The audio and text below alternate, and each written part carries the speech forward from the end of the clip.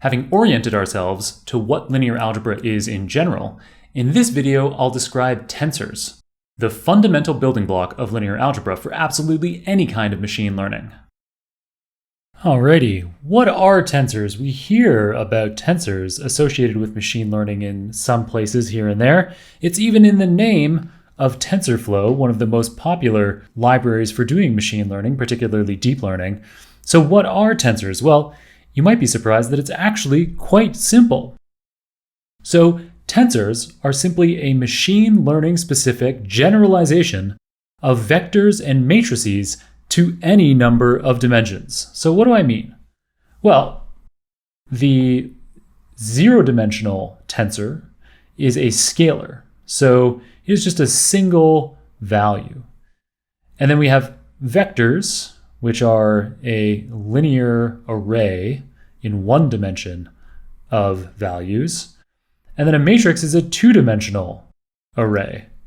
So a lot of people in computer science are familiar with scalars, vectors, and matrices.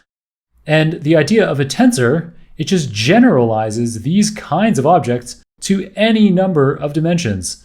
So here I have a three-dimensional tensor. It gets harder to draw higher dimensional tensors, but they can be in effectively any number of dimensions. In a little bit more detail, a zero-dimensional tensor, we call that a scalar, as already mentioned here, and it has magnitude only, so it's just some value representing magnitude. A one-dimensional tensor, it's a vector, we can call that an array.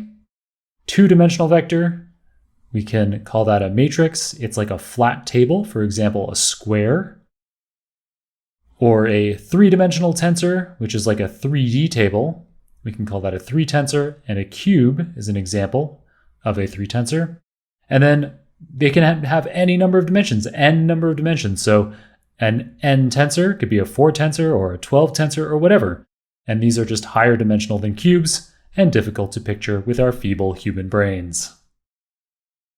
Up next, we'll cover exactly what scalar tensors are, and we will start programming some in a number of highly relevant programming libraries.